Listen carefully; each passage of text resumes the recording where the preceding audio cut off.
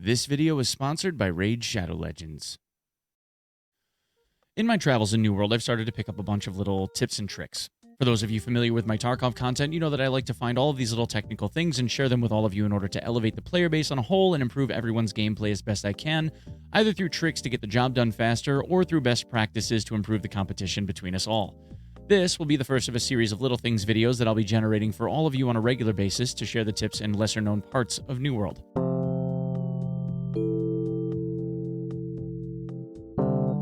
If you are relatively new to my channel and you enjoy my content, I'd ask that you please consider subscribing to the channel because we do this kind of stuff all the time. First up, water is nearly weightless, but it heals 200 hit points for free. Just put it on a hot bar, drink it as if you were drinking a health pot. For the first 15 levels or so of the game, this is the easiest and fastest way to regenerate your hit points. All right, boys, listen, I have literally hundreds of hours into this game, and it is not just for the purpose of promotional time. Although I am very grateful that Raid decided that they wanted to promote today's video. So here are my top 5 favorite heroes. First up, Tesla's love child, Mitch. Mitch calls down lightning from the sky, making Daddy feel extremely proud and buffing your entire team. Coming in at number 2, Uncle Ice Dad, keeping everybody cool, calm, collective, and buffed to the nines. Coming in at number 3, the leader of a Valkyrie biker gang who has never seen a poison arrow she didn't say yes to. And coming in at number 4, medieval frat bro who's never seen a HP bar he hasn't tried to smash over and over and over again. And last but not in our hearts, the bride of Pinhead, who buffs the squad and shoots lasers out of her hands. I mean, come on. And like some dark episode of Captain Planet, we barely eke out the dub. Yes! Mom! Mom, I did it! Mom! So what's new in Raid? Well, this month, Raid's got a non-stop schedule of special events and activities, including an absolutely jam-packed Halloween lineup toward the end of the month. We're talking big rewards, tournaments against other players, special fragment events to get some brand new legendary champions, including one very spooky Halloween champion, and much more. Now, if you want to get a big head start in Raid, all you have to do is click on the link in the description below, or just scan the QR code, and you'll get this epic hero, Chonaru. Why do you guys give me these names? Anyway, she's amazing in the Doom Tower, and in addition, you'll get 200,000 silver, an XP boost, an energy refill, and an ancient shard. So you can summon an additional awesome champion as soon as you get in there. But these rewards are only available for the next 30 days for new players. And all of that treasure can be found right there. Where that little treasure chest is, that's what you click on. Okay? Okay. You can find me in-game under the name OnePeg. And if you're quick enough, you can even join my clan. I hope you guys enjoy Raid as much as I have, and thank you again to the folks over at Raid Shadow Legends for the sponsorship. I really appreciate it, guys. Herb nodes are these purple flowers. If you harvest them, you'll always get hyssop, and occasionally you'll get an additional herb like cinnamon or thyme or peppercorn. But what you may not know is that each zone has different herbs to harvest from these herb nodes. This grid outlines the differences between each of the nodes in each territory. If you'd like a copy of it, you can screen cap it here, or you can reference the New World Guide section in my Discord, located at discord.gg/onepeg. This is also true for provision crates, where some spices like salt and high-end mats like oranges or yeast can be pretty hard to come by if you don't know where to look. This second grid outlines what comes from these provision crates in each zone, and if you want to know where to find them, that leads me to my next tip. If you'd like to know where to find these provision crates, herb nodes, treasure chests, or any other gathering node in the world, along with a bunch of other useless stuff, you can use an online map to help. Now, there are 2 interactive maps that I prefer to use. The first one is located at mapgenie.io/new-world, and the other is located at newworld-map.com. Now, both of these are very good resources, but in the case of provision crates, I actually prefer to use New World Map as opposed to Map Genie, and here's why. On Map Genie, they have a lot of filters. However, this is still a work in progress, and right now you can only show minor chest, large chest, and elite chests, which is part of what the provision crates fall under. On the New World Map website, you have the ability to search by chest and then delineate out through to just provision crates. And if you wanted to see Tier 2, Tier 3, and Tier 1, you can decide which of these you would like to look for.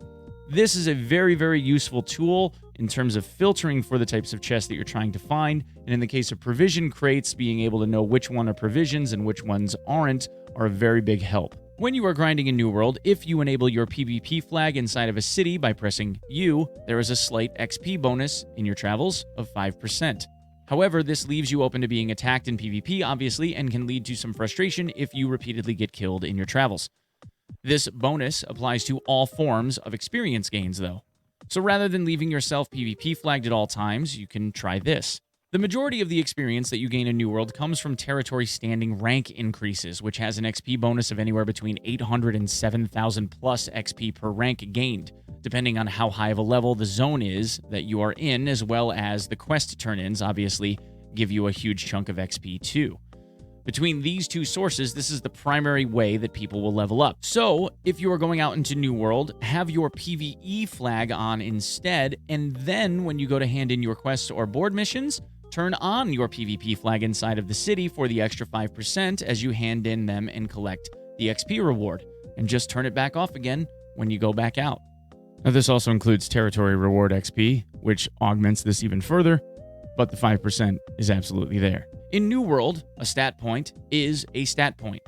When you are building your character, there is a stat focus, but the points you accumulate don't have any weight. What I mean by this is there isn't like a scaling increase in cost whenever you're pushing one stat or another upward. They're all equal in value regardless of how many points you stack up in one particular stat. In PvP, especially in wars, you would probably want to make sure you have at least a handful of points in Constitution. My recommendation in this case would be a minimum of, say, 50 points at least, so that you get the bonus to potion healing, and honestly, so that you can take a hit. Gear in New World has a total number of stat points allotted to it based on its item level. In the end game, these items can have 20 plus stat points depending on their item level. In my own personal build, I aim to maintain a mix of 100 Constitution for the hit points and then push Strength as high as it will go. Whether I have pure Constitution or pure Strength in my gear or a mix of Constitution and Strength, what matters most is the highest total stat point count on each piece of gear as long as it's relevant to my build.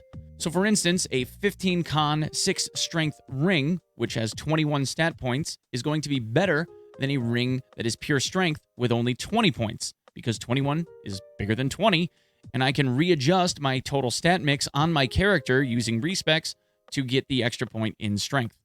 Consider this when you're designing your own builds. Owning territory is nice for your faction, and there are a lot of benefits and discounts, especially when it comes to something like fast travel. Of course, the discounts are always good, but what I mean specifically is when it comes to traveling pretty far.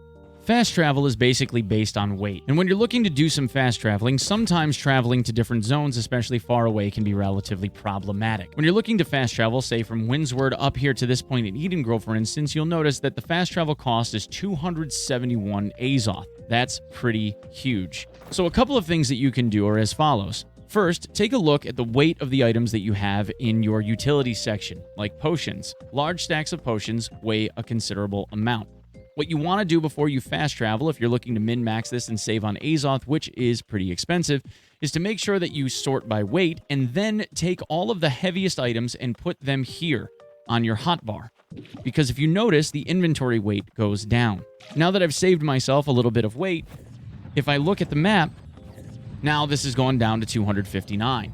While it doesn't seem like it's a lot, every little bit matters. The other thing that you might want to look into doing is as follows. If you notice, this is 259 Azoth to travel from Windsward all the way up to this center. If I instead looked at traveling to Weaver's Fen up north, which is the closest point that our faction owns, it is only 95 Azoth. Instead, what I could do is fast travel here.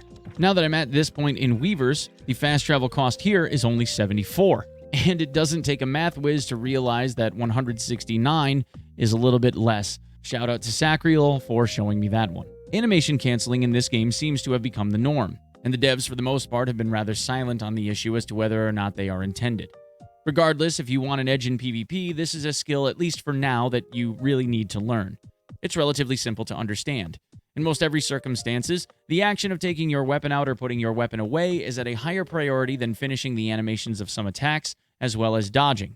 Secondarily, certain attacks will also have their animations beaten out by the animations of your skills, so you can cancel an attack in order to use a skill. For example, if you're someone that has a light armor status, you can dodge roll forward. Now, if you notice, the dodge roll forward doesn't let me move forward until after the dodge roll finishes, kind of sticking me in place for a few frames once the dodge roll ends. Instead, what I could do is dodge roll forward and then hit X to either take out or put away my weapon.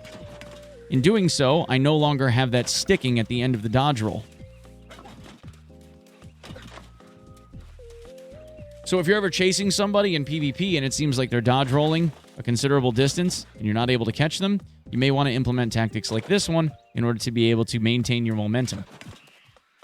Secondarily, certain attack animations, like the Q on this hammer, end up having a sticking point. Now I'm going to hold down the W key and try to walk forward, but you'll see that I won't be able to do so until after the animation is finished. Notice once he put the hammer in front of his chest at a crossways like it sits right here, as soon as that animation finished, then I would be able to move forward.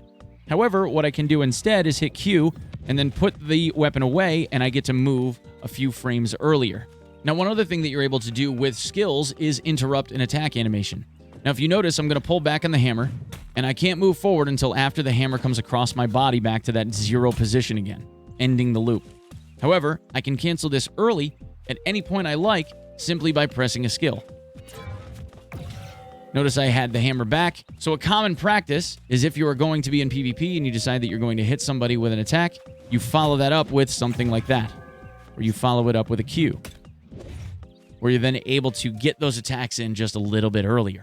If you have 300 strength or 300 constitution, there are perks at the end of each of these associated trees that says, for constitution, you have a 25% chance to chop down a tree in a single swing, and strength says you have a 25% chance to mine ore with a single swing. What this means is you can walk up to any mining node, for example, having 300 strength, and mine it instantly. Unfortunately, sometimes that doesn't happen. Well, the way it's calculated is all based around that first initial hit. So if you don't mine it instantly in the first hit, you're not going to mine it instantly at all. However, there is a trick with this. Because it's noticed on the first hit, if it doesn't work on the first hit, you break away and hit it again. Break away and hit it again. All you have to do is hold a button to the side. This actually works twofold. When you stop the animation, you're still given some amount of progress on the node that you're hitting. Secondarily, every time that you break off and hit E again, that's a new first swing. So sometimes you end up able to mine the node instantly on successive attempts. Like that. In using this method, when you have 300 plus strength or 300 plus logging, it will significantly cut down on the amount of time it takes to get all of those things mined that you're trying to get mined. Because honestly, who wants to hit orichalcum nodes for the remainder of your natural life, whether you have a good pick or not? Anyway, guys, thanks so much for all of your time. I hope you guys enjoyed this video. I'll be making more just like this one in the future with lots of little tips for you all. Hope you guys have a fantastic day, and we'll see you in the next one. Peace.